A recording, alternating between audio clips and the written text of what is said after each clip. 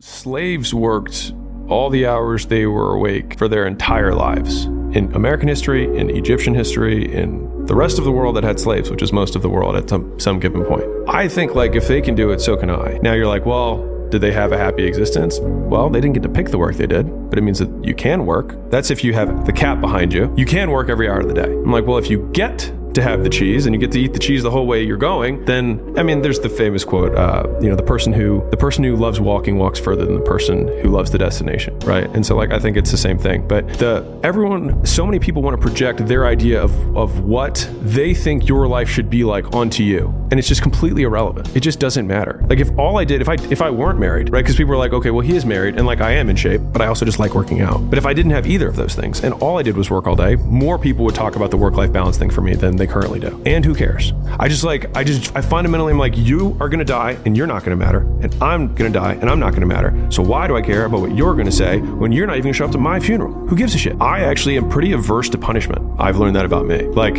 I do not like it. And when I say punishment in the formal sense, like things you don't like, right? And so like, I avoid them like the plague. I don't do them. And so I just do as many of the things I can that reward me as frequently as possible. But from the outside to a lot of people, that looks like punishment. Right.